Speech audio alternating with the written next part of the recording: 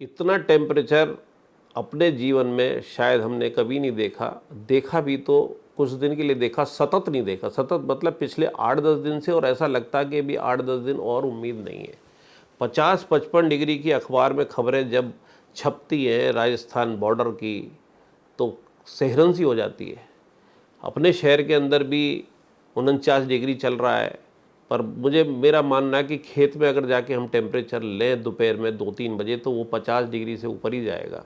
पहाड़ के ऊपर पास जले लें वो भी 50 से ऊपर जाएगा। और हमारी बॉडी 45 के ऊपर, उसको कंट्रोल करने में, बॉडी का टेम्परेचर कंट्रोल करना उसका एक सिस्टम होता है।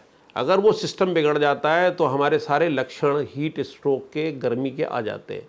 हमारा टेम्परेचर चलता है 98.5 और ये जा रहा है 105-6, इतना टेम्परेचर जा रहा है। यानी कि हम चलते हैं 37.5 पर और ये जा रहा है अपना टेम्परेचर 45 से 50, और रात का भी 37-38। यानी जो बॉडी टेम्परेचर है वो रात में भी उतना है जितना बाहर का टेम्परेचर है। तो बॉडी को मेंटेन करने में दिक्कत आती है। उस दिक्कत के अंदर पहले पसीने आते हैं, कमजोरी आती है। पसीने आने से हमारे शरीर के नमक, सॉल्ट निकल जाते हैं, शरीर में थकान होती है। फिर और ज़्यादा दिक्कत आती है तो ब्लड प्रेशर नीचे गिरने लगता है, पानी की कमी होने लगती है, लवण की कमी होने लगती है, शरीर जलने लगता है। अगर मरीज को रेस्ट न मिले, ठंडाई न मिले, पेय पदार्थ न मिले, तो उसको टेम्परेचर 105-106 हो जाता है। पसीने आने बंद हो जाते हैं, धड़कन बहुत तेज हो जाती है, बीपी डाउन होने लगता है, चक्कर आने लगते हैं, मुंह सूखने लगता है और वो बेहोशी की तरफ जाने लगता है। ये तो मैंने लक्षण बताए, लेकिन बचाव सबसे बढ़िया यही है कि हम उस टेम्परेचर से बचें। अब बचने के लिए हमारे पास तरीके हैं कि ठंडे में रहें। जो घरेलू महिलाएं हैं या घर में काम करने वाले हैं, बिजनेसमैन हैं, वो तो घर में बैठे रहेंगे, लेकिन परेशानी सबसे ज़्यादा मजदूर तबके की है, किसान की है और बच्चों की है। बच्चों की छुट्टियां हो जाती हैं, लेकिन ये अब पुरानी बातें हो गई।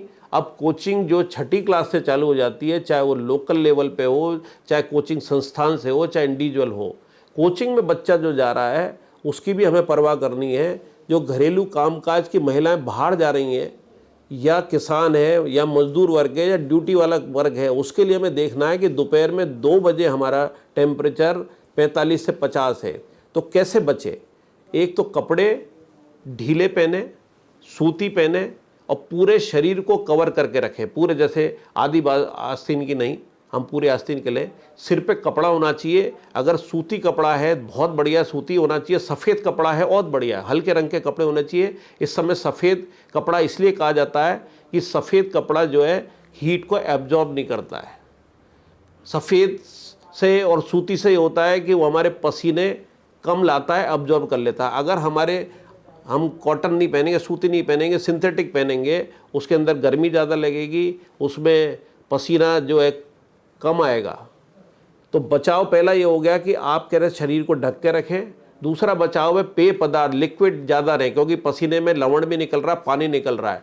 तो घरेलू तरीका ये है कि 1 गिलास पानी में 1 नींबू डालें, 2 चम्मच शक्कर डालें, 1 चम्मच नमक डालें। ये एक रेशो के अंदर हो गया। अगर बाहर जा रहे हैं तो 2 लीटर की बोतल इसी रेशो के अंदर बना के लें। प्लेन पानी नहीं पीना है। कहीं छाया मिल जाए वहाँ रुक जाए। ऐसी जगह काम करें जहाँ धूप ना हो।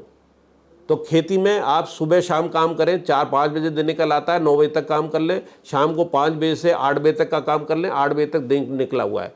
कोचिंग के बच्चों के लिए ये है कि या तो अभी 7-8 दिन के लिए कोचिंग बंद हो जाए तो कोई मुसीबत नहीं आने वाली है। 7-8 दिन की छुट्टी, हम दिवाली की छुट्टी काट सकते हैं, और जो छुट्टी देते हैं वो काट के 7-8-10 दिन बिल्कुल कोचिंग बंद कर देनी चाहिए। अगर आपने 3 बजे का टाइम किया है या दोपहर के 11 बजे लौटता है बच्चा, उस समय गर्मी होती है, 12 बजे तक घर पहुंचता है। 3 बजे का हमने कोचिंग का टाइम किया, 2 बजे बच्चा निकलता है। आज ही सुबह एक बच्ची आई कि सब मैं 2 बजे कैसे जाऊँगी, कल ही मेरे को धूप में दिक्कत आ गई थी 2 बजे जाने में।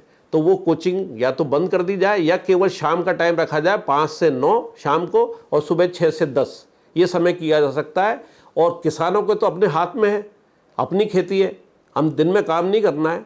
सुबह के टाइम जाके 5 बजे दिन खुल जाता है, निकल जाता है। आप 5 से 9 कर लें, शाम को 5 से 10 कर लें, लेकिन पानी की बोतल साथ रखें। किसान भी अपने साथ बोतल रख सकते हैं। पानी अपने साथ रहेगा तो हम जब चाय पी सकते हैं। एक छाता रख लें, छाता भी आप जो नहीं है बरसात के लिए, धूप के लिए भी इस समय बहुत ज़रूरी है छाता। और साफ़ी रखें किसान लोग जो अपने ऊपर लपेट लें। बच्चे टोपी रख सकते हैं, स्कूल के कोचिंग वालों को साफ़ी में शर्म आएगी तो आप कैप पहन के जाएं और कपड़े जैसे मैंने बता दिया वो रहें और छाया में चलें। अभी कई जगह कोचिंग ऐसे है कि हॉस्टल से कोचिंग जाना है तो जो छाया वाला रास्ता है भले वो थोड़ा लंबा हो उससे निकलें और पानी खूब पीते रहें। खीरा आ रहा है वो खाएं, तरबूज खरबूज आ रहा है, तरबूज के अंदर बहुत सारे लवण पदार्थ होते हैं वो लेना चाहिए। पर तरबूज की शर्त यही है कि कटा हुआ ना लें और घर में काट के 1-2 घंटे में खा लें, कटा हुआ फ्रिज में ना रखें। आम भी खा सकते हैं, लेकिन सबसे बढ़िया गन्ने का जूस नहीं पीना है। बहुत से एक सलाह दे रहे हैं कि गन्ने का जूस पीना है। गन्ने का जूस बहुत अच्छा है लेकिन उसमें सफाई नहीं हो सकती, तो आप मौसमी का जूस घर पे निकाल के ले लें या पैक्ड आपके लिक्विड आते हैं, ORS के घोल मिल जाते हैं। सरकार के ORS के पाउच जो है पैकेट्स हैं वो फ्री मिल रहे हैं, वो उसके नियमानुसार जितना उसमें 1 लीटर में पूरा डाला जाता है वो डाल के पीते रहें। पर खाली पेट नहीं रहना है, धूप से बचाव करना है और धूप में काम नहीं करना है। बहुत ही ज़रूरी हो तो आप छाते का इस्तेमाल, साफ़ी का इस्तेमाल, या आपके पास 2 व्हीलर है 4 व्हीलर है तो उस समय 2 व्हीलर का इस्तेमाल ना करके 4 व्हीलर का इस्तेमाल करें। डॉक्टर साहब, बुजुर्गों को हीट स्ट्रोक से कैसे हम लोग बचा सकते हैं और अगर किसी के हीट स्ट्रोक के सिम्टम आ रहे हैं तो उसका प्राथमिक हमें क्या उपचार करना चाहिए?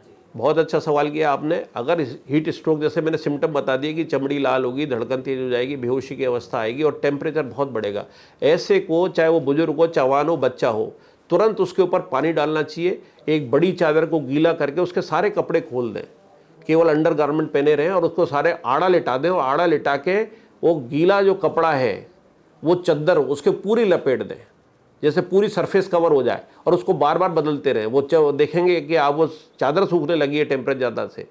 तो एक तरीका और है कि बर्फ़ प्लास्टिक की थैली में रख के, जो ये कैरोटिड ये ग्लैंड होती है, यहाँ पर हमारी मेजर आर्टरी जाती है, जहाँ देखिए मैं इशारा कर रहा हूँ, वहाँ पर एक तरफ दबाव बनाएं 30 सेकंड तक वो ठंडा बर्फ़ का, फिर दूसरी जगह 30 सेकंड, दोनों जगह एक साथ नहीं है। तो ब्रेन के अंदर दिमाग में ठंडा खून पहुँचेगा, जो 106 डिग्री से ब्रेन को नुकसान हो रहा है उससे बचाव होगा। तो पहला काम ये है कि हम यह कैरोटिड वाला ये करें, आड़ा कर रख दें मरीज को और उसके ऊपर चादर डाल के गीला करते रहें।